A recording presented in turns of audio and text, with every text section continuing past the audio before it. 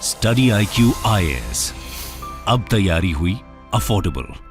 नमस्कार दोस्तों, सरकार के द्वारा हज यात्रा को लेकर जो कोटा होता है उसके अंदर एक बहुत बड़ा बदलाव किया गया। लेट मी टेल यू, इस्लाम के अंदर हज यात्रा मैंडेटरी होती है उन लोगों के लिए जो लोग केपेबल हैं, जिनके पास पैसा है, जो जा सकते हैं, जो फिजिकली केपेबल हैं, उन लोगों के लिए मैंडेटरी मानी जाती है इस्लाम के अंदर, और इसलिए बहुत ज्यादा इंपॉर्टेंट हो जाता है। यहां पर आप खबर देख सकते हो, sign of VIP culture ending in India, Smriti Irani on centre scrapping हज कोटा। तो ये एग्जैक्टली है क्या, किस तरह का कोटा सिस्टम वर्क करता है, सऊदी अरब किस तरीके से कोटा अलॉट करता है अलग अलग देशों को, भारत को कितना कोटा मिला है, ये सारी चीजें मैं आपको डिटेल से बताऊंगा। चलिए आगे बढ़ते हैं, लेकिन उसके पहले ध्यान रखिएगा, अगर आप इस साल UPSC प्रीलिम्स का एग्जाम दे रहे हैं दोस्तों, तो कल से हमारा प्रीलिम्स स्पेसिफिक बैच, मतलब प्रीलिम्स को क्रैक करने के लिए जो बैच है वो कल शाम 7 बजे से स्टार्ट हो रहा है। हर रोज शाम 7 बजे से क्लास होगी। इसके अंदर 200+ आवर्स की लाइव क्लासेस कराई जाएंगी। स्टैटिक और करंट अफेयर्स का जो इंटीग्रेटेड स्टडी होता है प्रीलिम्स के लिए, जो रिक्वायरमेंट है वो कराया जाएगा।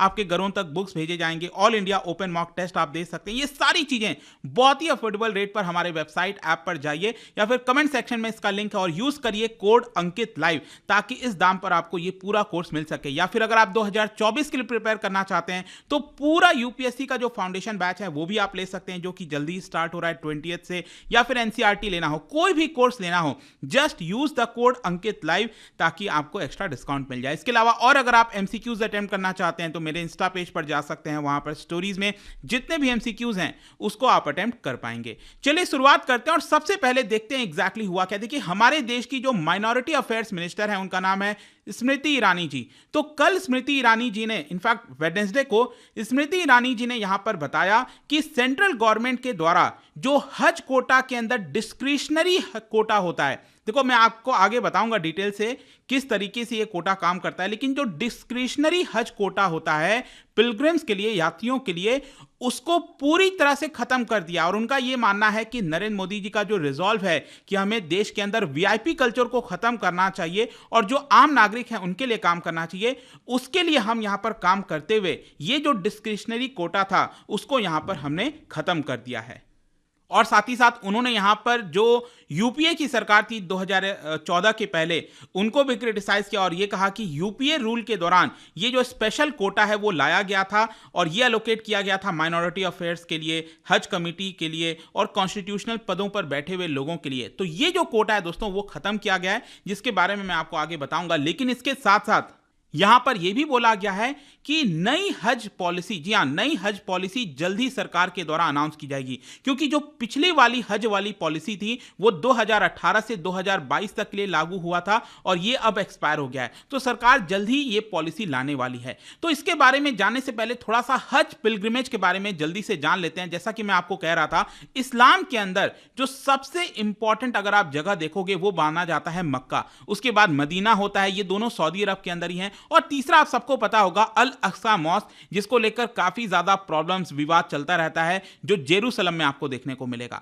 तो यहां पर जो सबसे इंपॉर्टेंट प्लेस है मक्का, और उसके अंदर आपको पता होगा यहां पर जो जगह है काबा जो बोला जाता है, वहां पर लोग जाते हैं। और इस्लाम के अंदर यह कहा जाता है कि जितने भी इस्लाम के अंदर लोग हैं उनके लिए मैंडेटरी है, लेकिन ध्यान रखिएगा मैंडेटरी उनके लिए है जो फिजिकली और फाइनेंशियली केपेबल हैं। अब जो फिजिकली केपेबल नहीं होगा, जो नहीं जा सकता, तो उनके लिए मैंडेटरी नहीं है। लेकिन इस्लाम में बोला जाता है अगर आप फाइनेंशियली सक्षम हो, जा सकते हो, और फिजिकली सक्षम हो, तो आप वहां पर जाइए और एटलीस्ट एक बार जीवन में वहां पर आपको जाना चाहिए। और ये जो पूरा यात्रा है दोस्तों, ऐसा नहीं है कि पूरे साल भर जो है वो इंपॉर्टेंट होता है। बेसिकली क्या है ना कि यहां पर इस्लामिक कैलेंडर में जो सबसे आखिरी मंथ होता है दू अल हिजा वाला, तो उस आखिरी मंथ में ही यहां पर बताया जाता है कि ये पिलग्रिमेज इस्लाम के अंदर जो लोग हैं, मुस्लिम्स हैं, वो करते हैं और लगभग 5 से 6 दिन का ये पूरा यात्रा बताया जाता है। लेकिन जैसा कि मैंने बोला कि एक छोटे से नैरो पीरियड के अंदर ही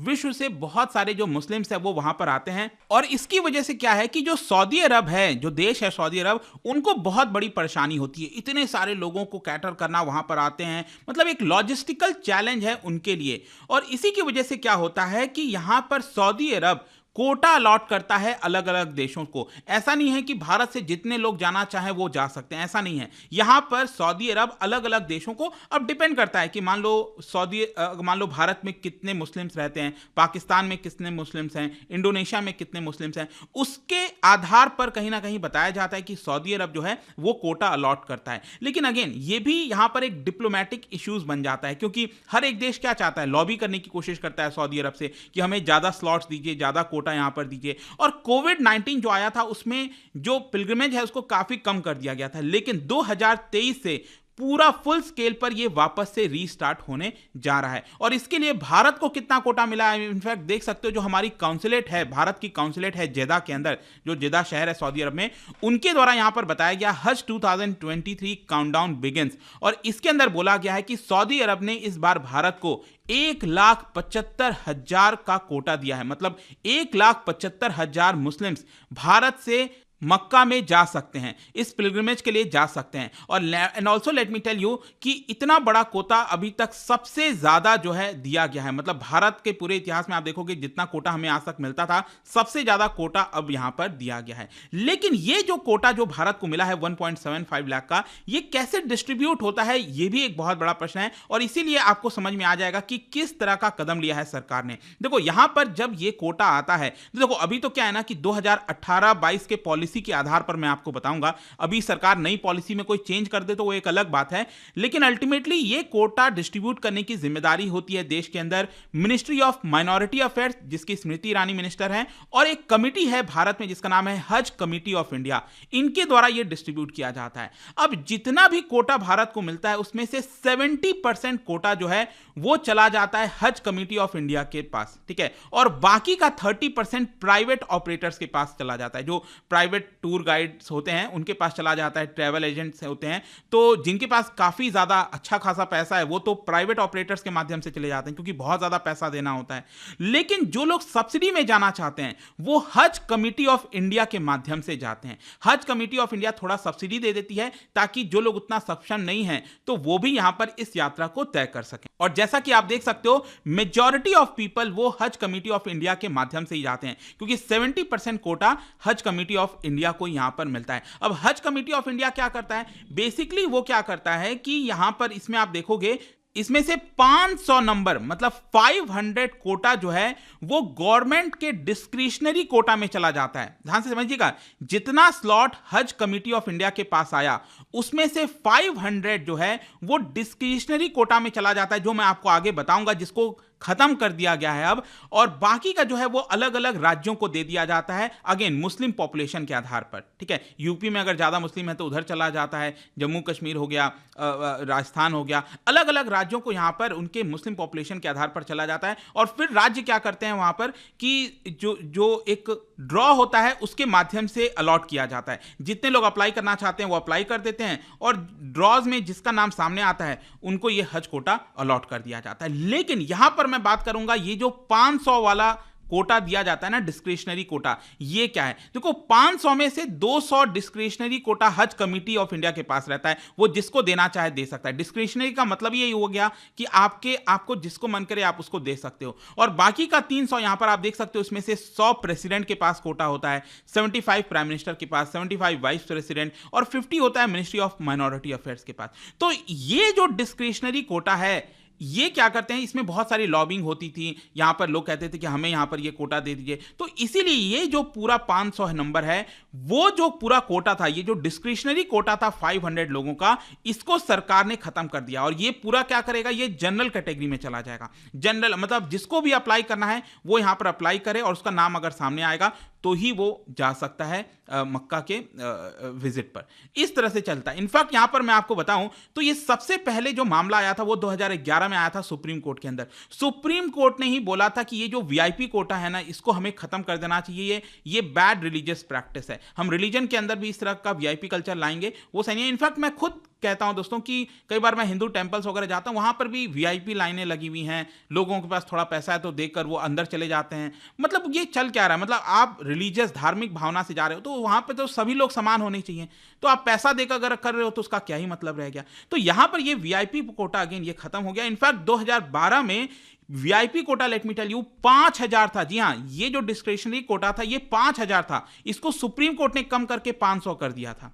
और उसी जजमेंट में सुप्रीम कोर्ट ने यह भी कहा था कि जो हज की सब्सिडी सरकार देती है उसको अगले 10 सालों में खत्म कर देना चाहिए, और जो सब्सिडी का पैसा है वो मुस्लिम कम्युनिटी के डेवलपमेंट में, उसके सोशल एजुकेशनल डेवलपमेंट में लगाना चाहिए। तो अभी भी थोड़ा बहुत ये आई थिंक जो सब्सिडी है वो सरकार देती है, लेकिन आप में से जितने भी मुस्लिम्स हैं जो गए हैं, क्या बता सकते हो कि एग्जैक्टली कितना रुपया लगता है? आई थिंक मैंने जब थोड़ा बहुत देखा तो शायद जो हज कमेटी के द्वारा भी अगर आप जाओगे तो 4 लाख तो लगभग देना ही पड़ेगा। पहले ये कम था, 2.5 लाख के आसपास था, लेकिन अभी भी लगभग 4 लाख रुपए तो लग ही जाते हैं। तो इतना आसान नहीं है, सभी मुस्लिम्स इसको नहीं अवेल कर सकते, और जो प्राइवेट ऑपरेटर्स के माध्यम से जाते हैं उनका तो और भी ज्यादा पैसा लगता है।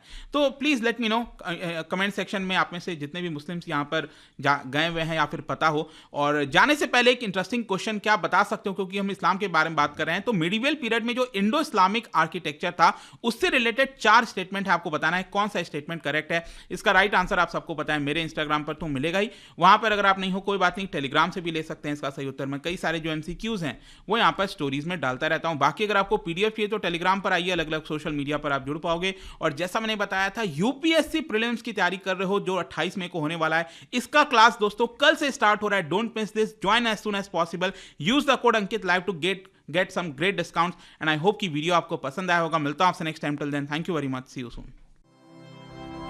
स्टडी IQ IAS, अब तैयारी हुई अफोर्डेबल।